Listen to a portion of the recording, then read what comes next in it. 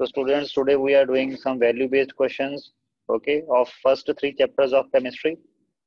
So first question number 1 is, Mr. Kumar runs a small garment making factory in a premises having a roof made of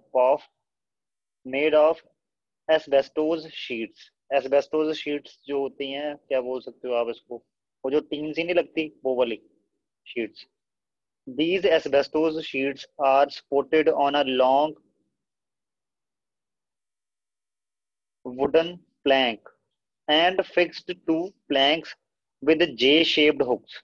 ये जो asbestos है जो वो आती है आजकल टीन सी आती है, इनको फिक्स कैसे किया गया है? एक लॉन्ग वुडन प्लैंक के ऊपर फिक्स किया गया है विद जे शेप्ड हुक. ऐसे जे शेप हुक आते हैं ऐसे वाले, उनसे फिक्स किया गया है. For the last many days the worker of factory are complaining to mister Kumar that the new clothes made by them are kept on hanger are getting spoiled by red brown powdery substance. Mr. Kumar tried his best but could not locate the source of this substance which was spoiling their newly fabricated clothes. One day, Mr. Kumar's son Rajesh, who is a student of class 10, came to factory. Mr. Kumar told him the problem which he was facing for the last so many days. Rajesh went near the clothes.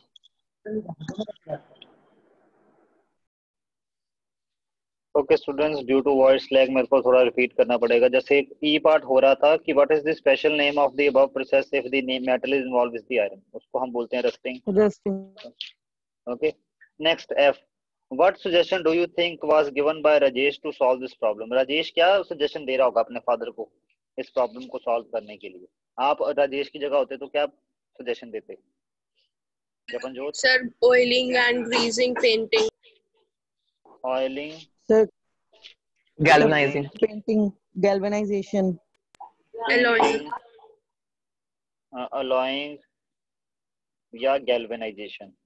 थोड़ा handwriting को ignore ही करना, but मैं oiling और greasing नहीं बोलूंगा. क्यों नहीं बोलूंगा? क्योंकि कपड़े सुखाने हैं उसके ऊपर, वो तो फिर कपड़े ऑयल और ग्रीस से खराब होना शुरू हो जाएंगे. तो ये दो सजेशंस तो मेरी तरफ से. गैल्वेनाइजेशन, पेंटिंग हो सकता है, बट अभी जे शेप हुक लग चुकी हैं तो उसको गैल्वेनाइजेशन कैसे करोगे? गैल्वेनाइजेशन भी नहीं है पॉसिबल ना, या गैल्वेनाइज्ड हुक लेके आता वो बात लगती, तो अलॉइंग भी पॉसिबल नहीं है. अब तो मेन इसका जो रिजल्ट है वो पेंटिंग से ही, हल जो है वो पेंटिंग से ही हो सकता है. अब वो जो जे शेप्ड हुक्स हैं उनके ऊपर पेंट ही लग सकता है. बाकी ये वाले मेथड हो सकते, ये वाले पहले दो तो नहीं हो सकते, ये दोनों हो सकते थे, बट वो जे शेप्ड हुक खरीदने से पहले सोचना था आपको ये वाला कि आपको प्योर आयरन की नहीं, अलॉयड आयरन की चाहिए या गैल्वेनाइज्ड आयरन की चाहिए हुक्स. ओके. और यहाँ पे वैसे मेंशन कर नहीं रखा कि जे शेप्ड हुक्स किस मटेरियल की बनी है, बट वो आयरन की ही बनी है. वो ज्यादातर हुक्स जितनी भी देख लेना आप, हुक जितनी भी बनी होती हैं वो आयरन की ही बनी होती हैं. Okay. Next, what values are displayed by Rajesh in this episode? कि वही वो चैप्टर साइंस को बड़े ध्यान से पढ़ता है ना. ये नहीं है कि ऊपर ऊपर से पढ़ी और पेपर में जाके लिख दिया, आता जाता कुछ भी नहीं है, ऐसा नहीं है. वो कंसेप्ट्स को समझता है, कंसेप्चुअल नॉलेज है उसको. ओके. ये वैल्यू उसको, उसकी जो बातों से ये वैल्यू डिस्प्ले हो रही है. चलो आगे अगले क्वेश्चन पे चलते हैं. अब कौन सा स्टूडेंट है? Piyush. Piyush is a student of class 10. His teacher was teaching the type of chemical reaction in the class. Piyush was asked to carry out the reaction of electrolysis of water in the laboratory.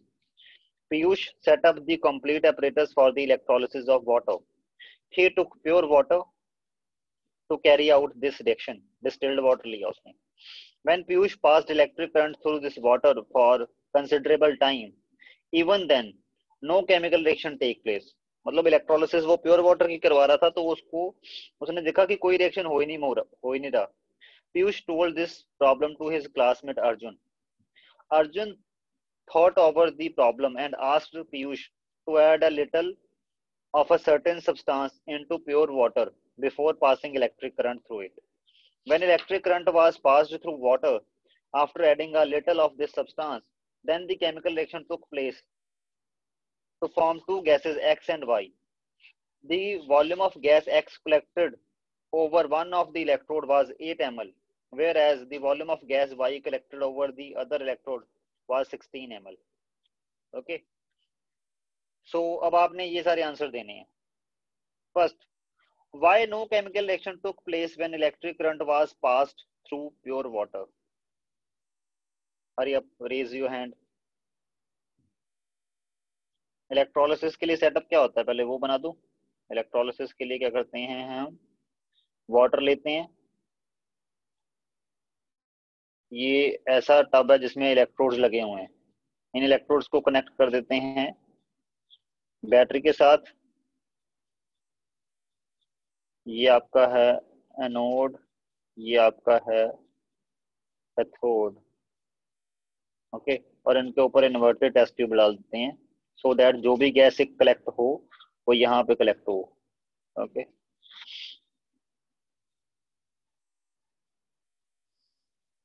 Like this.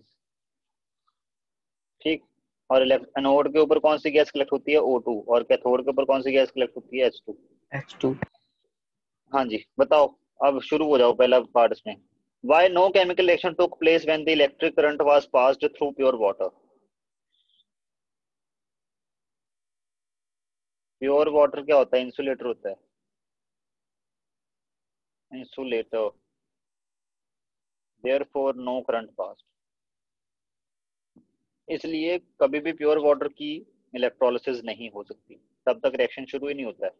तो इसलिए पीयूष का reaction नहीं हो रहा था. Next, what substance was added in a little quantity to pure water before passing electric current again? Okay, तो कौन सा सब्सटेंस की एडिशन करी है उसने? Sodium chloride. No, sodium chloride करने से क्लोरोअल्कली प्रोसेस हो जाएगा. सोडियम क्लोराइड नहीं, इलेक्ट्रोलिसिस ऑफ वाटर में H2SO4 डालते हैं क्योंकि इसके अपने आयंस पार्टिसिपेट नहीं करते. हम चाहते हैं कि कोई ऐसा इलेक्ट्रोलाइट डालें, वैसे तो कोई भी इलेक्ट्रोलाइट चल पड़ता, बट ऐसा इलेक्ट्रोलाइट डालना है जो रिएक्शन में इन्वॉल्व ना हो. ऐसे इलेक्ट्रोलाइट को बोलते हैं इनर्ट इलेक्ट्रोलाइट, और वो रोल कौन प्ले करेगा, H2SO4. पढ़ा था ना फर्स्ट चैप्टर में कि आप इसमें थोड़ा सा डाइल्यूट H2SO4 डाल देते हो इस वाटर में. और क्यों डाला, to make water conductor. Okay, NaCl डालोगे तो क्लोरोअल्किल प्रोसेस हो जाएगा. NaCl डालने पे क्या होगा, NaCl डालने पे की वजह से क्या होगा, Na पॉजिटिव आयन और Cl नेगेटिव आयन प्रोड्यूस होंगे. ओके, और वाटर की वजह से H पॉजिटिव आयन और OH नेगेटिव आयन प्रोड्यूस हुए होते हैं. तो उल्टा इनके बीच में कंपटीशन हो जाएगा. तो इनके बीच में अगर कंपटीशन हो जाएगा तो H पॉजिटिव आयन कहाँ जाएगा, कैथोड के ऊपर. तो कैथोड के ऊपर तो हाइड्रोजन गैस ही निकलेगा, बट इन दोनों में से ये क्लोरीन कंपटीशन जीतता है. तो आपका एनोड के ऊपर क्लोरीन गैस निकलेगी, ना कि ऑक्सीजन. फिर प्रॉब्लम आ जाएगी, फिर वो क्लोरोअल्किल प्रोसेस है. ओके, अगर NaCl डाल दोगे. गॉट इट, ये पॉइंट समझ लगा? हेलो, किसने बोला था NaCl, उसको समझ लगा ये point? Yes sir. D, what is gas X over which electrode it is collected? Gas X कौन सी थी, X कितने वॉल्यूम में, X 8 ml है और Y जो है वो 16. हमें पता है ना कि हाइड्रोजन डबल कलेक्ट होती है as comparison to sir X oxygen है. हाँ, तो X क्या होगा, X will be oxygen and Y will be hydrogen.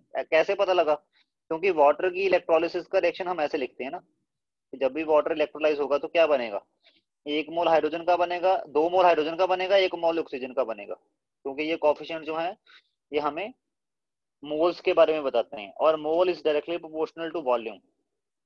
ठीक है, तो इट मींस जितना भी हाइड्रोजन बनेगा that will be double as comparison to that of oxygen. Okay, तो X गैस कौन सी है, O2, और Y गैस कौन सी है, H2. ओके, नेक्स्ट Y वाला E वाला पार्ट भी हो गया. O2 गैस किस इलेक्ट्रोड के ऊपर कलेक्ट होगी, एनोड के ऊपर. ओके, और H2 गैस किस इलेक्ट्रोड के ऊपर कलेक्ट होगी, कैथोड के ऊपर. ओके, तो ये आपका आ गया O2 gas will be collected over anode and H2 gas will be collected over cathode. Next, ये D भी इसी में हो गया. अब आगे F.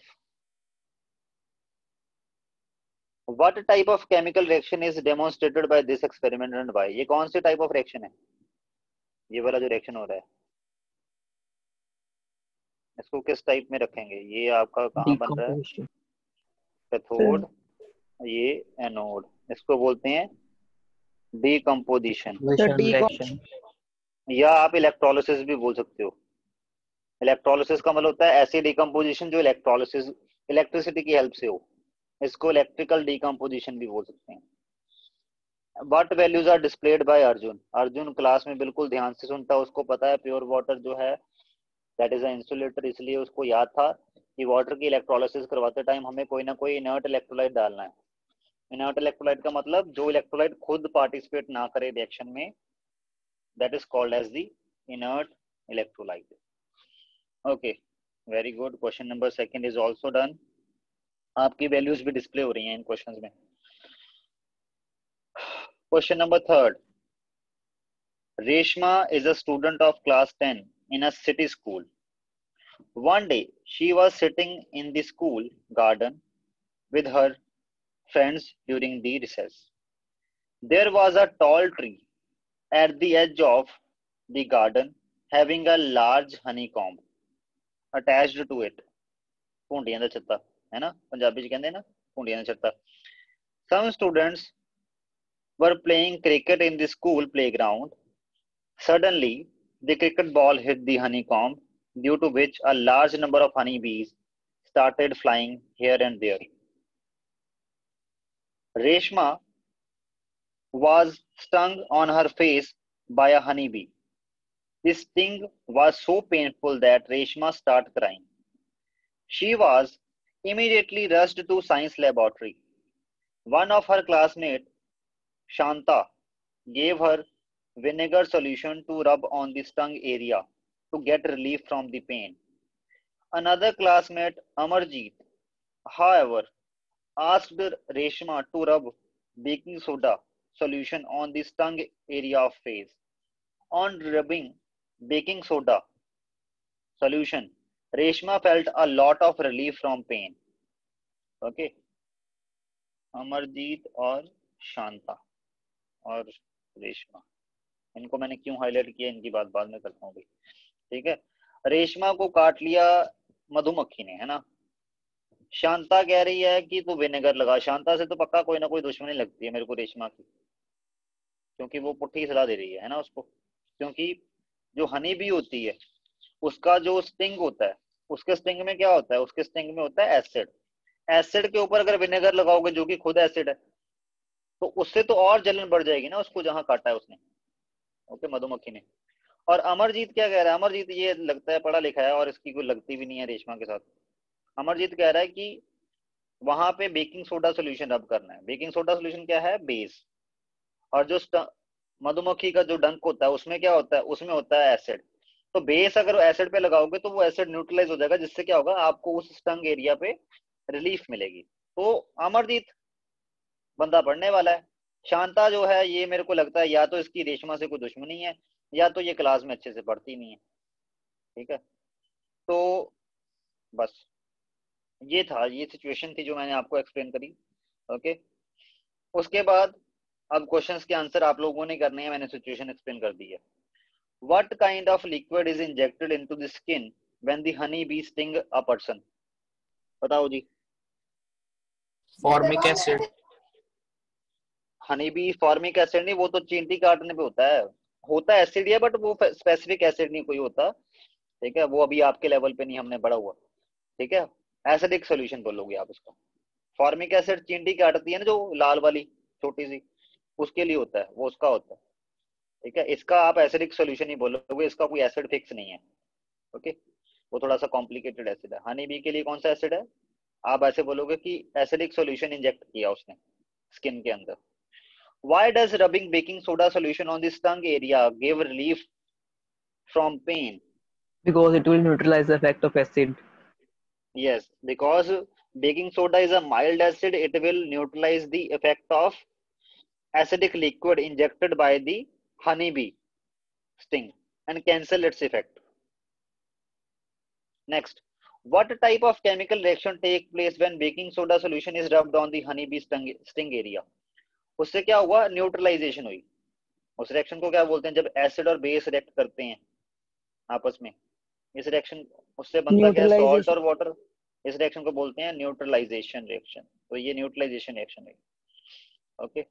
D, why do you think rubbing the honeybee sting area with vinegar could not give relief from the pain? क्योंकि obvious है, एसिड इंजेक्ट हुआ तो एसिड के ऊपर एसिड लगाओगे, उससे जलन बढ़ेगी. न्यूट्रलाइजेशन करनी है हमने. ओके, उससे जलन बढ़ जाती. E, name one plant whose stinging hair on leaves inject a similar liquid to that injected by honeybee sting and can be treated by rubbing baking soda solution. कोई ऐसा प्लांट है जिसका? Dog plant. ठीक है, dog plant. उसको नीटल plant भी बोलते हैं. Yes sir. यस, तो नीटल प्लांट और डॉग प्लांट. ओके, तो डॉग प्लांट के जो कंडे होते हैं, स्टिंगिंग हेयर बोल दो या आप कंडे बोल लो पंजाबी में, ठीक है, वो भी जब लग जाए तो उससे भी आपके जो बॉडी में है वो एसिड इंजेक्ट होता है, जिसकी वजह से, जिसको अगर आपको उसकी जो इरिटेशन है उसको अगर आपने रिमूव करना है तो आपको बेकिंग सोडा सोल्यूशन रब करना पड़ेगा. What values are displayed by Amarjeet in this episode? Amarjeet science अच्छे से पढ़ने वाला बच्चा है, और दूसरी वैल्यू का क्या शो होती है? उसकी रेशमा से नहीं लगती. ओके, वो रेशमा की सच में हेल्प करना चाहता है. शांता का पता नहीं अब ये साइंस अच्छे से नहीं पढ़ी है कि इसकी रेशमा से लगती थी, जो इसने गलत सलाह दी. ओके, ये अब आपके ऊपर है, आप डिसाइड करो कि शांता की क्या लगती थी कि क्या था. चलो, question number 4. Shailesh lives in a big industrial city having a large number of chemical industries on its outskirts. Okay, outskirts का मतलब पता है क्या होता है? जैसे मान लो ये आपकी सिटी है, तो आउटस्कर्ट मतलब ये जो सिटी के कॉर्नर पे, छोर पे. ओके, जैसे यहाँ से जलंधर से कपूरथला जाते टाइम कपूरथला के रास्ते में आती है ना फैक्ट्रीज, वो आउटस्कर्ट्स माना जाएगा, क्योंकि वो कपूरथला से भी की बाउंड्री पे हैं और जलंधर की भी बाउंड्री पे हैं, ऐसे उनको आउटस्कर्ट्स एरिया बोलते हैं. Okay, outskirts. आगे बढ़ते हैं. This city has also a very heavy traffic density. Delhi type कोई होगा तभी ट्रैफिक डेंसिटी हाई है. There is a big lake in the middle of the city which has much less water left in it, but the lake has still a large number of fish in it. During the last 1.5 months, there has been too much rain in the city, with the pH of rain water being about 5.5. मतलब acidic rain हो रही है. One day, people found that many fish in the lake had died. No one knew the reason for the death of fish in the lake or how the death of the remaining fish in the lake could be prevented. Shailesh, who is a student of class 10, could understand the reason for the death of fish in lake. He also suggested an immediate solution for the prevention of death of more fish in the lake water. ये death क्यों हो रही है? क्योंकि death acidic rain की वजह से वो लेक का जो पीएच है वो एसिडिक हो जा रहा है, जो कि नॉर्मल पीएच से बिलो जा रहा है, और वो जो पानी में वो उसमें जो मछलियां हैं वो पक्का न्यूट्रल वाटर वाली मछलियां हैं, जो न्यूट्रल वाटर में सर्वाइव कर पाती हैं. तो इसलिए वो एसिड रेन वाला जो वाटर जो उसमें कलेक्ट हो रहा है, जिसकी वजह से वो लेक के वाटर का पीएच कम हो रहा है. ठीक है, लेक वाटर एक्चुअल में हो क्या रहा है? Lake water is becoming acidic,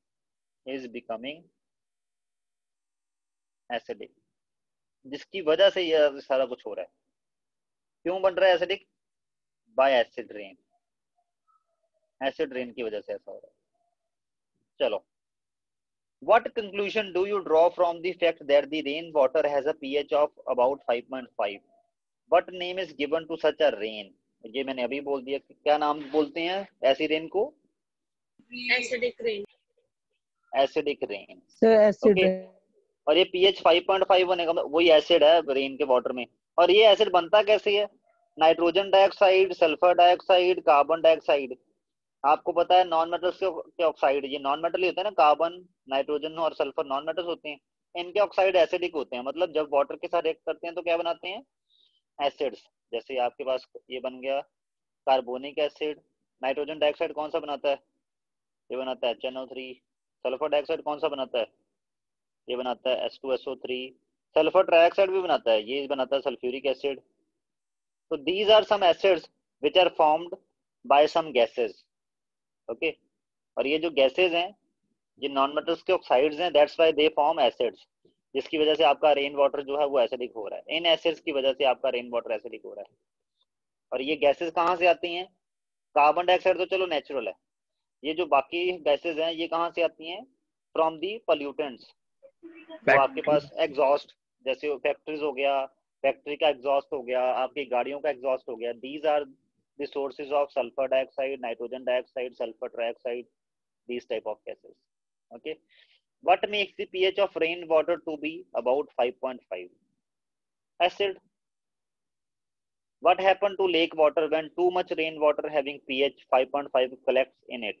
The lake water become acidic. Why have the fish died after heavy rains? Because fish needs fresh water to survive. Because the fish जो उसमें type थी ना lake में, the fish type in the lake was neutral solution surviving fish. Okay, and that type of fish will die in the acidic water.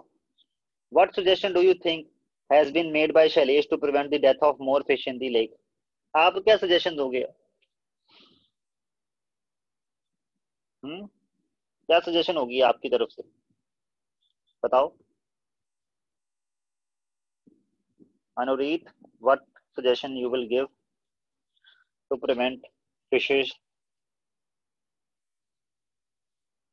जपनजोत। Sir की rain water उस lake में ना जा पाए। ओके, और याद जितना जा चुका है उसको डाइल्यूट करने के लिए उसमें फ्रेश वाटर ऐड कर दो, ये भी हो सकता है। यस। तो एक तो रेन वाटर जाना प्रिवेंट करो कि लेक में रेन वाटर ना जाए, दूसरा उसमें से रेन वाटर जो जा चुका उसको निकाल के उसमें थोड़ा फ्रेश वाटर डाल दो, सो दैट वो डाइल्यूट हो जाए जितना भी एसिड है उसमें। What values are displayed by Shailesh in this episode? वही Shailesh studied science well and he knows the value of science. Okay, और उसने implement भी किया। Okay, वो काफी conceptual है, हाँ, और वो concept apply भी करता है।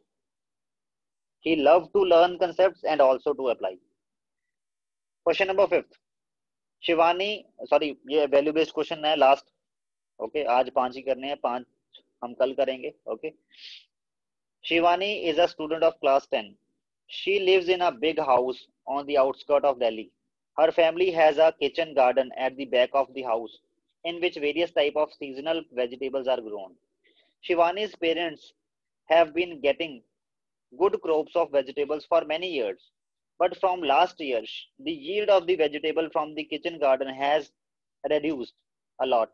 Shivani asked the gardener if he was putting any chemical fertilizer into the soil or not. The gardener told Shivani that he was putting a lot of ammonium sulfate. Ammonium sulfate is a acidic salt. क्यों, मेरे को कैसे पता लगा? Ammonium sulfate, it is made up of ammonium and sulfate. ठीक है, और ammonium sulphate कैसा बनता है? अमोनियम हाइड्रोक्साइड और सल्फ्यूरिक एसिड के मिक्सचर से। क्योंकि आपको पता है ना सॉल्ट कैसे बनते हैं, एसिड बेस न्यूट्रलाइजेशन से। तो ये weak base strong acid neutralisation से बना है। तो ये ऐसा सॉल्ट जो weak base strong acid neutralisation से बना हो, वो कौन सा बेस होता है? वो एसिडिक सॉल्ट होता है। ओके, तो आपके पास ये एसिडिक सॉल्ट डाल रहा है वो बड़ी देर से। A lot of ammonium sulphate fertiliser into the soil every time before sowing the fresh crop of vegetables, and he has been doing this for many years to increase the yield of vegetable more and more. Shivani could now understand the problem. She then asked the gardener to mix a certain substance with the soil uniformly before growing the next crop of the vegetable. The gardener did the same. Everyone was happy to see that there was a bumper crop of vegetables this time. उसने शिवानी ने सोचा कि यार इसने ना जो ammonium sulphate add कर करके ये मिट्टी जो है वो एसिडिक कर दी है, इसलिए अब वो क्रॉप जो है वो उतनी बढ़िया नहीं हो रही। ओके, क्योंकि acidic most of the vegetables neutral soil, almost neutral soil को पसंद करती हैं to grow.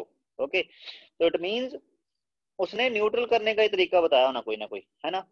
What happen to the soil in the kitchen garden over the years and why? क्या हो गया है उसके गार्डन को?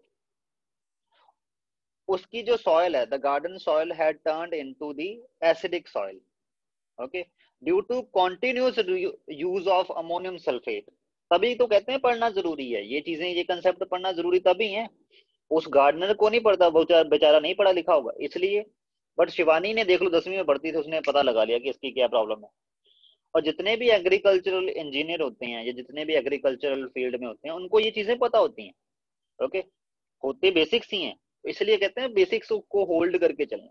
बेसिक स्ट्रॉन्ग तो आप बड़ी से बड़ी प्रॉब्लम सॉल्व कर सकते हो लाइफ की, okay, by applying these small basics. Okay, चलो, तो उसकी जो गार्डन, किचन गार्डन की सॉइल है वो एसिडिक कन्वर्ट हो चुकी है। उसको क्यों कन्वर्ट हुई है? Because of the use of continuous use of ammonium sulphate. Okay, इसलिए कहते हैं खादें भी बदल बदल के डालनी चाहिए और क्रॉप्स भी टाइम टू टाइम चेंज कर देनी चाहिए हमें। एक बार ऐसी क्रॉप उगाओ जिसके लिए थोड़ा सा एसिडिक एनवायरनमेंट चाहिए होता है, अगली बार ऐसी क्रॉप उगाओ जिसके लिए थोड़ा सा बेसिक एनवायरनमेंट चाहिए होता है। जिससे क्या होता है, जो मिट्टी है वो ऑलमोस्ट न्यूट्रल ही रहती है। Okay, excess of everything is bad, इतना याद रखना लाइफ में, ये अपने दिमाग में बिठा के चल पड़ो। Excess of everything is bad, चाहे कुछ भी हो, जितना भी अच्छा क्यों ना हो। Excess of enjoyment is bad, excess of study also is bad.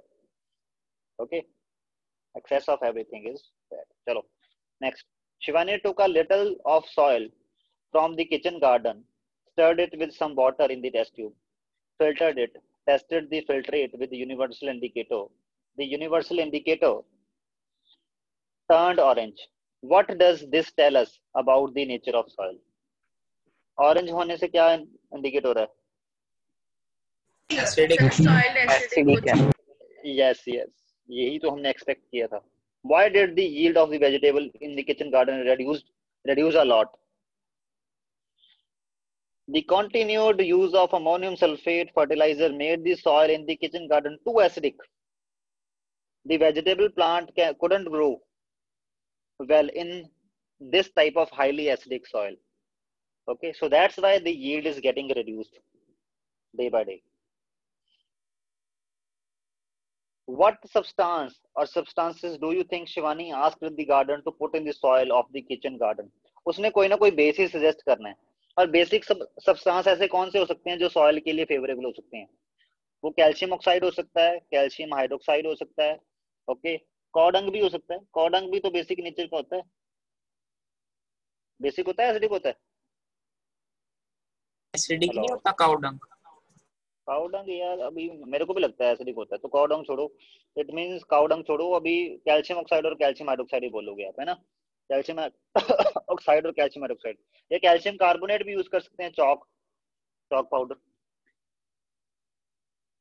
How did the addition of above substances help the soil? It will help the soil to maintain its pH, to maintain its pH to neutral by neutralizing excess of acid. Okay, excess of acid को neutralize करके soil को soil का pH 7 कर देगा, around 7 कर देगा। जरूरी नहीं एग्जैक्ट 7 ही चाहिए, कई क्रॉप्स ऐसी भी होती हैं जिनके लिए pH 6.2 के अराउंड चाहिए। तो मतलब अगर एक्सेस ऑफ एसिडिक जा चुका है तो उसको नियर अबाउट न्यूट्रल लेके आना है। That values are displayed by Shivani in this episode. ठीक है, उसकी अवेयरनेस, उसकी कंसेप्चुअल नॉलेज, उसकी understanding of neutralization reaction of acid basis, okay, उसकी desire to increase the yield, okay, उसकी क्यूरियोसिटी, ये सारा कुछ है जिसने उसको ये प्रॉब्लम सॉल्व करने में हेल्प करी है। ओके, वो ध्यान से पढ़ रही है चीजों को, कंसेप्ट्स को। Okay, so that's it for today students.